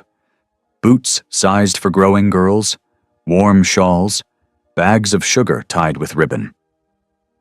Henry visited regularly, bringing news from other valleys along with his practical gifts. He taught Arlo how to build a proper goat pen and showed Ria which local plants could be dried for medicine. His quiet presence bridged worlds that had once seemed impossibly far apart. One evening, as they sat sharing coffee while the babies slept, Henry spoke of his people's beliefs about children. 5 births at once, that's powerful medicine, he said. In our stories, multiple births mean multiple blessings. These little ones will grow to help many people. Arlo nodded, watching the firelight play across his daughters' sleeping faces. "Reckon they're already helping. Teaching me about faith, for one thing. And teaching others about acceptance," Henry added. "I've seen how the miners look at my people differently now, since they started visiting here. Your family builds bridges without even trying." The truth of those words struck Arlo deeply. He thought of his own past prejudices, the walls he'd built around his heart after losing his first wife. Now here he sat, sharing his hearth with a Navajo neighbor while 5 miracle daughters slept nearby. The Lord did indeed work in mysterious ways. October painted the mountains in flame colors before giving way to November's steel skies. The first snow fell soft and silent, blanketing the cabin's new addition in white. Arlo stood in the doorway, watching it drift down, one of the wooden horses he'd carved turning slowly in his rough hands. Inside, Rhea moved between the cradles, humming softly. She paused in her evening routine to kneel beside the hearth, hands clasped in prayer. Her whispered words carried clearly in the hushed cabin. "Thank you, Lord, for this harvest of grace, for 5 new lives where we thought none could grow, for neighbors becoming family, for faith restored through your infinite mercy, and most of all, for bringing love back to this mountain home." Arlo felt his throat tighten as he watched her. The cabin that had once echoed with his solitary footsteps now overflow with life. Infant gurgles, soft singing, the creak of wooden cradles, the quiet conversations of true friendship. Each sound a reminder of blessings he'd never thought to receive. Henry's horse nickered from the shelter of the new barn, answered by the gentle bleat of the milk goat. Even the animals had found their place in this expanding family. The snow continued falling, wrapping the mountain in peaceful white, while inside the cabin, 5 miracle daughters slept soundly in their handcrafted cradles, their tiny wrists adorned with beaded bracelets that bridged 2 worlds. The first winter with 5 babies would bring challenges, Arlo knew. But looking at his wife's bowed head, listening to his daughter's soft breathing, feeling the presence of friends like Henry who had become as close as kin, he felt ready to face whatever lay ahead. God's grace had led them this far. It would see them through. The story of the Boone quintuplets spread like wildfire across 3 counties. What began as whispers in mining camps swelled into legend carried by every passing rider. Tales of 5 perfect babies born to a barren couple high in the Colorado mountains drew the desperate and the curious alike. They came first in 1s and 2s, women clutching rag-wrapped babies, men leading hollow-eyed wives on tired horses. Soon, entire families arrived in creaking wagons, their hopeful faces turned toward the mountain cabin like flowers seeking sun. Arlo watched them from the porch one morning, counting 5 new wagons circled in the valley below. The spring grass was trampled to mud around their wheels.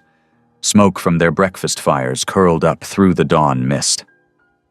"More coming," he said, taking a cup of coffee from Rhea's outstretched hand. "Reckon we ought to put up a sign pointing to the creek for water." Rhea nodded, adjusting Faith against her shoulder. "And perhaps some benches under the big pine. Folks get tired standing through prayers." The visitors brought their burdens up the trail each day. Twisted limbs, fever-bright eyes, empty arms aching for children. They came seeking miracles like the one that had blessed the Boones. Rhea received them all with gentle grace, listening to their stories, offering what comfort she could. "I can't promise miracles," she would tell them, her own miracle daughters sleeping peacefully in their cradles. "But I know the power of prayer, and I know God sees every tear you cry." She insisted on feeding anyone who made the journey, sharing whatever their kitchen held. The iron pot on the stove never seemed to empty, though Arlo couldn't figure how she stretched their stores to feed so many. Their yard became a gathering place, with Henry Benelli's rough-hewn benches arranged in rows beneath the towering pine. Word reached Pastor Grady in Silvervale. He rode up one Sunday morning, his saddlebags bulging with Bibles, to find 30 people waiting in the Boone's yard. "Sister Rhea," he called out, dismounting, "I believe the Lord is calling us to minister here. Would you object to regular Sunday meetings?" Rhea smiled, bouncing glory on her hip. "This ground belongs to God first, Pastor. We're just tending it for Him." So began the mountain revival. Every Sunday, Pastor Grady led services under the pine tree. Hymns echoed off the ridges while Rhea moved through the crowd with the babies, letting desperate mothers touch their tiny hands in blessing.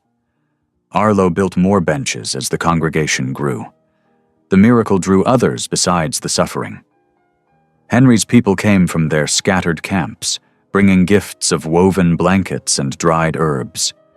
Chinese railroad workers trudged up from their work camps, adding their voices to the hymns in their own tongue. Mexican vaqueros from the southern ranches arrived leading pack horses loaded with dried beans and corn. Not everyone welcomed the changes. Merchants in Silvervale grumbled about idlers and mixed bloods cluttering the streets on supply runs. Some of the older mining families stopped speaking to the Boones at all. "Ain't natural," Arlo overheard one man say at the general store. "Drawing all kinds of foreign folk up there. Mark my words, no good'll come of it." The words stung, but Arlo thought of Henry's steady friendship, of the Chinese men who'd helped him raise the nursery walls, of the Mexican grandmother who'd shown Rhea how to soothe colicky babies with mint tea. He loaded his supplies and rode home in silence, pondering how God's grace knew no borders. The steady stream of visitors strained their resources. One night, after the last seeker had descended the trail, Arlo took stock of their dwindling stores. The root cellar echoed with emptiness. Only a few wrinkled potatoes and 3 jars of preserved peaches remained. The flour barrel held barely enough for a week's baking. He found Rhea in the nursery, singing softly to mercy and justice. "We can't keep feeding everyone," he said quietly. "We'll starve ourselves come winter." Rhea looked up, her eyes peaceful in the lamplight. "You can't outgive God, Arlo. He'll provide." "Ain't about faith," he protested. "It's simple numbers. 5 babies to feed, plus ourselves, plus 20 or 30 extra mouths each day. No farm could sustain that." She rose, laying the sleeping infants in their cradles. "Remember the widow's oil in Scripture? How it never ran dry as long as she kept pouring? That's faith in action, dear husband. We pour out what we have, trusting God to refill the vessel." Arlo wanted to argue, but just then Hope began fussing. As he lifted his daughter, breathing in her sweet milk scent, he remembered his own miracle. These 5 lives that shouldn't exist, yet did. Perhaps Rhea was right about faith. That night they lay in their bed, listening to the soft symphony of 5 breathing babies. Through the open window came the distant sound of hymn singing, visitors in the valley below, lifting their voices in evening prayer. The sound floated up like incense, wrapping the cabin in melody. "Listen," Rhea whispered. "That's Amazing Grace in 3 languages." Arlo listened to the harmonizing voices, English, Chinese, and Spanish twining together in the darkness. The song spoke of being lost, then found, blind, then seeing. He thought of his own journey from bitter solitude to this moment, surrounded by new life and unlikely fellowship. "Reckon I'm still learning about grace," he said softly. Rhea's hand found his in the darkness. "We all are, dear husband. We all are." In the nursery, their daughters slept peacefully, unaware of the hope they represented to so many. The hymn singing continued, drifting up through the pine branches like a prayer. Inside and out, the mountain night was filled with the music of faith. Beyond the cabin walls, dozens of campfires winked in the valley, each flame marking another seeker drawn by tales of the Boone miracle. They would come again tomorrow, bringing their burdens and their belief. And somehow, through God's grace and Rhea's unwavering faith, there would be enough. Enough food, enough strength, enough love to share with all who made the journey. The hymn faded into silence, leaving only the sound of soft infant breathing. Arlo tightened his grip on Rhea's hand, anchoring himself in the miracle of now. Whatever challenges tomorrow brought, they would face them together, trusting in provision larger than their own understanding. Winter's icy grip tightened around the mountain cabin as 1879 dawned. Snow drifts piled higher than Arlo's head, forcing him to tunnel paths between house and barn. Game grew scarce in the valley, pushing him deeper into the pass to check his trap lines. Inside the warm cabin, Rhea made do with dwindling supplies. She stretched their meals with extra water in the stews and saved every scrap of food for the 5 growing babies. Yet she never turned away the steady stream of visitors, especially the children who came seeking more than just miracles. "That's right, Sarah," she encouraged a miner's daughter as they sat by the hearth. "Sound it out slowly." The girl traced letters in a patch of spilled flour on the table, while other children watched, eager for their turn. Rhea had started teaching reading when she noticed how many of the visiting families couldn't read their own Bibles. Faith and hope dozed in their cradle nearby as justice, mercy, and glory played on a quilt by the fire.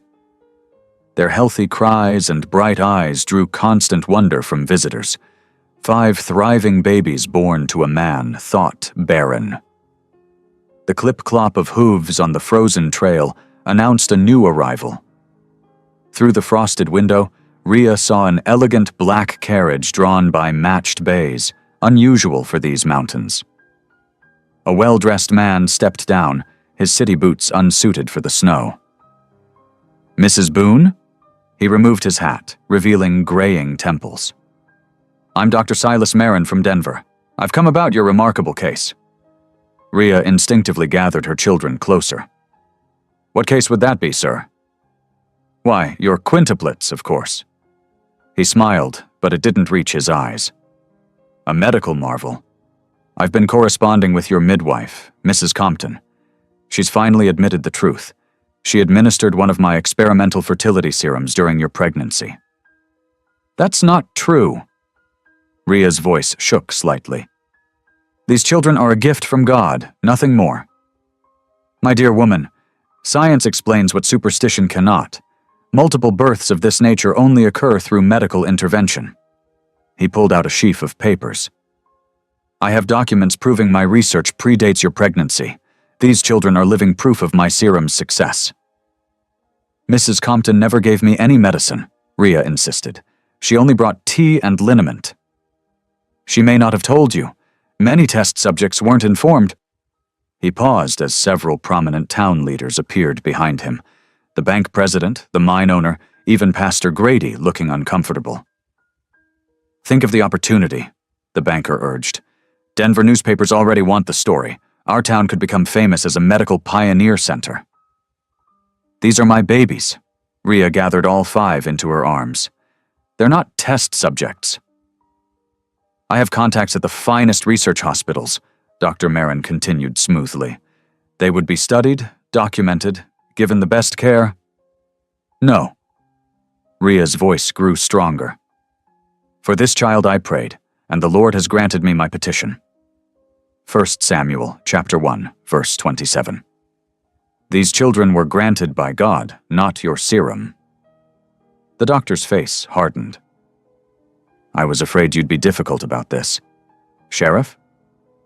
Sheriff Trenton stepped forward, holding up a document. "Got a warrant here, ma'am. Judge says them babies need to be examined by proper medical authorities to determine their origin." "You can't take them." Rhea backed toward the bedroom. "They're not property to be claimed." "The law says different." Dr. Marin nodded to the deputies. "Secure the infants. Carefully now." Just then, snow crunched under heavy boots. Arlo filled the doorway, his rifle cradled in one arm. "What's all this?" "Mr. Boone." The doctor turned smoothly. "We were just explaining to your wife about the legal necessity of— Ain't nothing legal about stealing babies." Arlo's voice was quiet, but carried like thunder. "Clear off my land." "This warrant," Sheriff Trenton began. "Don't care about your paper." Arlo stepped inside, positioning himself between the men and his family. "Any man lays a hand on my children answers to me." The deputies shifted uneasily, hands near their guns. Sheriff Trenton looked from the warrant to Arlo's stone face, then to Rhea, clutching her crying babies. "Now see here," Dr. Marin blustered. "You can't interfere with a legal—" Last warning. Arlo's rifle hadn't moved, but his meaning was clear. Get off my mountain. The silence stretched tight as a trap wire. Then Sheriff Trenton slowly folded the warrant. Come spring, there'll be proper hearing on this matter, he warned. You can't hide up here forever? Ain't hiding. Arlo's eyes were cold. Just protecting what's mine. One by one, the men filed out. Dr. Marin was last, pausing in the doorway. This isn't over, Mr. Boone. Progress can't be stopped by superstition and threats. Arlo held his ground until the carriage disappeared down the trail. Only then did he lower the rifle and turn to Rhea, who was trembling as she soothed their crying children. They're gone now, he said softly, gathering his family close. But they both knew this was just the beginning. Science and law had laid claim to their miracle, and the mountains themselves might not be high enough to keep their precious children safe. Gray clouds hung low over Silvervale, like a shroud the next morning.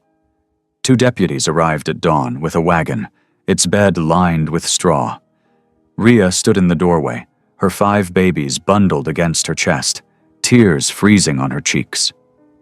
Please, she whispered. They're too young for town jail. Orders is orders, ma'am. The younger deputy wouldn't meet her eyes. Dr. Marin says they need proper observation. Arlo's mule had gone lame the previous evening, leaving them without transportation to fight this injustice. He stood helpless, watching as they loaded his family into the wagon like cargo. The sight of his wife climbing up, still weak from childbirth, made his hands clench into useless fists. I'll be right behind you, he promised. Soon as I tend the mule. Rhea nodded bravely, though her lip trembled. The Lord goes before us, she said softly, even into the valley of shadows. The wagon creaked away down the mountain trail, leaving Arlo alone in the silent yard. He checked the mule's swollen leg one last time, knowing it would be days before the animal could travel. Without waiting to pack provisions, he started walking. The journey that normally took 3 hours on horseback stretched into a grueling ordeal on foot. Ice-crusted rocks tore at his boots. The old mining injury in his leg screamed with every step. By midday, blisters formed and burst, leaving bloody tracks in the snow.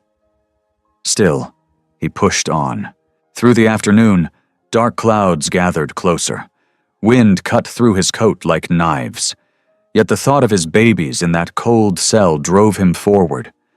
He remembered their tiny fingers, their trusting eyes. How could any man claim they weren't his own flesh and blood? Silvervale's church bells were ringing evening services when Arlo finally limped into town. A crowd had gathered outside the jailhouse, drawn by word of the miracle babies being held within. Some faces showed sympathy, but others wore cruel smirks. Well, if it ain't the barren man claiming God's brood, someone shouted.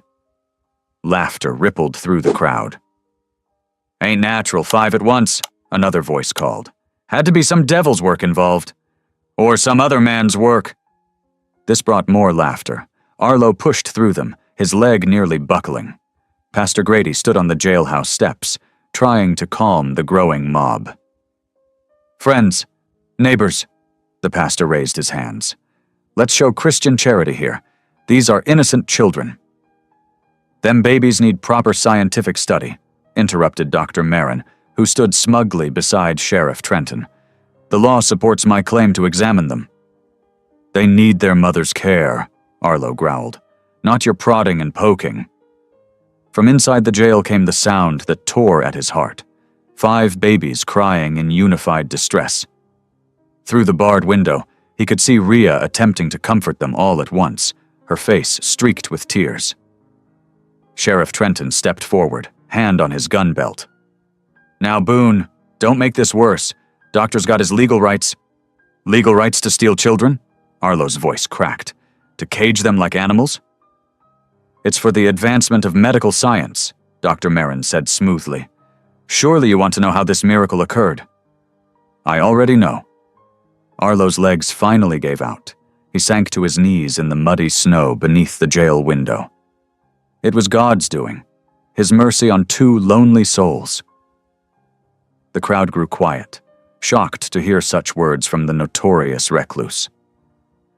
Arlo lifted his face to the iron bars where his family waited. "Lord," he prayed aloud, his voice carrying in the sudden silence. "I ain't talked to you proper since Martha died. Blamed you for taking her, for leaving me barren and bitter."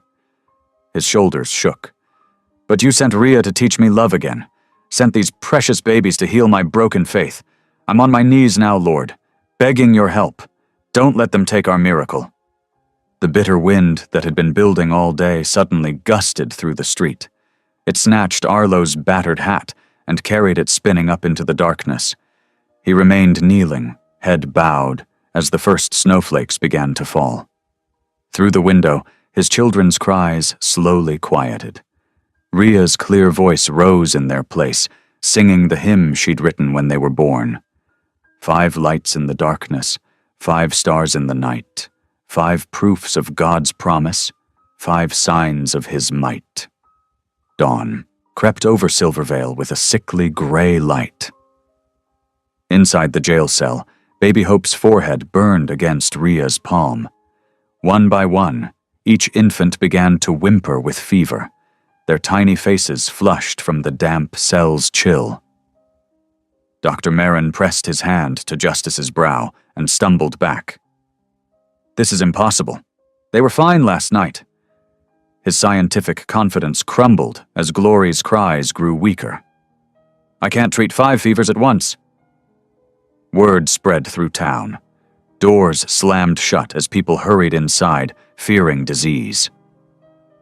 The sheriff stood back, keys rattling nervously at his belt. Arlo didn't wait for permission. He shouldered past the doctor and kicked the cell door, splintering the lock. "Henry!" he called out the window.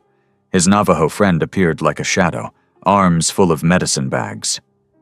"Willowbark tea," Henry instructed, passing bundles through the bars. "And yarrow for the fever." Rhea's voice trembled but didn't break as she sang hymns, rocking mercy and faith. Arlo built a fire in the cell's small stove, heating water for herb tea and compresses. His big hands, gentled by love, bathed each baby's fevered skin. Through the bars, Sheriff Trenton watched the father he'd once mocked tend his children with fierce devotion. "Maybe heaven favors fools after all," he muttered, then unlocked the outer door to let Henry bring more supplies. Hour by hour, they fought the fever. Arlo didn't rest, moving from child to child with determined grace. Near midnight, Hope's fever broke first, followed by her sister's. When morning sun filtered through the barred windows, every prisoner in the jail joined Rhea's hymn of thanksgiving, their rough voices softened by wonder at the sight of 5 sleeping babies, safe in their parents' arms. Dr. Marin slumped against the jailhouse wall, his proud demeanor crumbling like salt. "I must confess something," he said, his voice barely above a whisper. "The serum I claimed, it was nothing but spring water from an underground source near Boone's cabin." The crowd gathered outside the jail fell silent. Pastor Grady stepped forward, his weathered face lighting with understanding. "The mountain spring. That's why so many pilgrims reported feeling better after visiting." "Natural healing salts in the water," Dr. Marin explained, shame coloring his words. "I discovered the aquifer while exploring the area. I thought I could use it to make my reputation." Sheriff Trenton unlocked the cell door with steady hands. "Reckon that means these folks are free to go. No fraud when the miracle's real, just coming from a different source than claimed." Rhea gathered her babies close, their faces still warm but peaceful. Arlo stood tall beside them, his eyes clear and certain. "The water belongs to everyone," he declared, his voice carrying across the morning air. "Any soul who needs healing can draw from it freely. That's God's way." The townsfolk pressed closer, many dropping to their knees in prayer. Even those who had doubted loudest bowed their heads, moved by grace larger than their understanding. Someone began to sing a hymn, the melody rising pure and strong. Above them, the church bells began to ring, their bronze voices echoing off the mountains. Each clear note seemed to proclaim the truth, that miracles could come wrapped in ordinary things, like spring water and a mother's love. Ria's fingers found Arlo's calloused hand and held tight. Together they stood in the morning light, surrounded by their restored community, 5 miracle babies, and the sound of bells calling all to worship. Summer breezes rustled through the expanded homestead as months rolled past like gentle clouds. Where Arlo's solitary cabin once stood, a sprawling mission school now welcomed all. Fresh-cut timber gleamed in the sunshine, testament to how former doubters had pitched in to raise new walls and hopes alike. Down by the creek, Arlo's newly built mill wheel turned steadily, grinding grain from fields now green with irrigation. The healing spring water, channeled through carefully dug ditches, had transformed the valley's dusty soil into fertile promise. The 5 miracle children, now sturdy toddlers, played in the schoolyard. Hope and Justice chased butterflies, while Faith helped a Navajo child stack wooden blocks. Mercy shared her cornbread with settler children, and Glory's laugh rang clear as mountain air. Their different eyes and features blended perfectly, like flowers in God's garden. Inside the schoolhouse, Ria's gentle voice guided students through their letters. Her own children had inspired her to teach others, turning the once quiet mountainside into a place of learning and light. Through the window, she could see Henry Benelli showing older boys how to mend harnesses, while his wife Sarah taught girls to weave. Wagons filled the meadow for the dedication gathering, their canvas tops bright against the grass. Hymns rose from hundreds of throats as Pastor Grady blessed the new well. The sound echoed off the mountains like angels singing. As sunset painted the sky in autumn gold, Arlo stood before the assembled crowd. His voice, once so reluctant to speak, carried clear and strong. "My wife," he said, looking at Ria with eyes full of pride, "gave this valley its heart back." The gathered people, once divided by suspicion, now nodded as one family, united in prosperity born of compassion and trust. 20 years painted the valley in changing seasons, each one bringing new blessings to count. The mission school had grown into a proper town, with the healing spring at its heart. Neat rows of houses spread along the creek where Arlo's lonely cabin once stood, and gardens bloomed where dust once ruled. On their wide wooden porch, Arlo and Ria Boone sat in matching rocking chairs, watching the life they'd helped create unfold before them. His hair had turned silver as mountain frost, while gentle lines marked her face like beloved scripture passages. They're joined. Hands spoke of decades sharing joys and sorrows. "Look there," Arlo whispered, his voice softer than it once was. He pointed with his free hand toward the schoolhouse, where their eldest, Hope, stood ringing the end-of-day bell. Her students poured out into the yard, a mix of settler and native children carrying slates and books. Hope had her mother's gift for nurturing spirits, teaching not just letters but understanding between peoples. "She's got 40 students now," Ria said proudly. "More coming next term." Near the creek, Mercy moved between the sick houses she'd helped establish. Her strong hands and gentle heart had saved countless lives, combining her mother's herbs with modern medicine. They watched her pause to comfort a worried mother, her own rounded belly promising another generation to come. The steady turning of the mill wheel marked where Faith kept her father's legacy strong. She'd learned every creak of the machinery, every secret of the grain. Under her care, the valley's wheat turned to flour that fed hundreds. Her husband, Tom, hauled sacks to waiting wagons while their children played in the flour dust. "There's Justice riding in," Arlo noted as their second youngest son appeared on the trail. His Apache wife, Morning Star, rode beside him, their 3 children secure in front of them on patient ponies. They'd built bridges between cultures that would last generations, proving love knew no boundaries. The church bells began their evening song, rung by Glory's steady hand. As the preacher's wife, she'd inherited her mother's faith and her father's strength, leading songs that lifted hearts to heaven. Her voice carried across the valley, clear as morning light.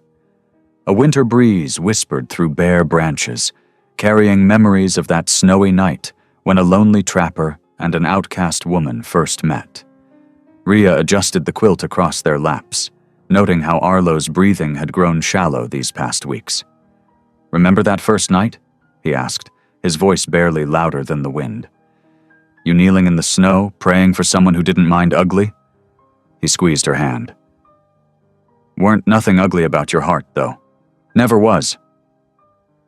"The mountain wrote us different," Rhea said softly, feeling tears gather. "Wrote us a story bigger than we could have dreamed." "We were barren once," Arlo murmured, watching their grandchildren play in the schoolyard. "But look at all this life." His eyes traced the valley, the houses, the gardens, the faces of people who'd found healing in the spring's waters and hope in their story. God sure has a way of turning empty to plenty. The first snowflakes began to fall, big and gentle as goose down. They settled on the porch rails just as they had that long-ago night when destiny wore a winter coat. Arlo's grip on Rhea's hand softened. "Reckon I saw my first miracle that night," he whispered. "You standing in the snow, refusing to break." His eyes, still that same clear gray that had captured her, heart met hers. "Every day since has been another one." The snow fell steadily now, blessing the valley with quiet. Glory's church bells rang the evening prayer as Arlo's breathing slowed, peaceful as a child drifting to sleep. Rhea felt his hand grow still in hers, but her tears held more gratitude than grief. "The mountain wrote us different," she whispered again, watching the snow transform the valley into a clean white page. Around her, life continued its sacred dance, hope gathering her students' mittens, mercy hurrying home to her family, faith closing the mill for the night, justice and Morning Star stabling their horses, Glory's hymn rising clear above it all. The evening star appeared through breaking clouds, bright as promise. Rhea sat holding Arlo's hand as darkness gentled the valley, knowing their story would be told as long as the spring flowed and children learned hope in the shadow of these mountains. The snow continued falling, each flake a letter in God's endless book of grace, writing new stories for new generations to read. Love had made them more than husband and wife. It had made them a beginning. Their barren ground had sprouted a forest of blessing, and though Arlo's chair would now stand empty, the life they'd built together would flow on like the healing spring, offering hope to all who thirsted. The mountain had indeed written them different, turning 2 outcasts into the heart of a community, proving that love's arithmetic could multiply joy beyond counting. As night drew its star-stitched blanket over the valley, Rhea smiled through her tears, grateful for every step of the path that had led them here. From that first snowy night to this peaceful goodbye, the mission bell tolled the hour, and in its echo, she heard 2 decades of prayers answered, battles won, hearts healed, and love proven stronger than doubt. Their 5 miracle children had grown into pillars of the community, their own families adding new chapters to the story that had begun with a simple act of mercy in the snow. Each snowflake falling now carried a memory. Arlo's first grudging kindness, their marriage of necessity that bloomed into deep love, the impossible joy of 5 babies, the fight to keep them, and the valley's transformation through faith and forgiveness. The mountain had taken Arlo home the same way it had brought him to her, in gentle falling snow, with bells ringing across the valley he'd helped bring to life. Thank you for listening. Stories connect us in the most unexpected ways. If you felt that spark today, make sure you're subscribed. I share a new one daily, and the next might change your day.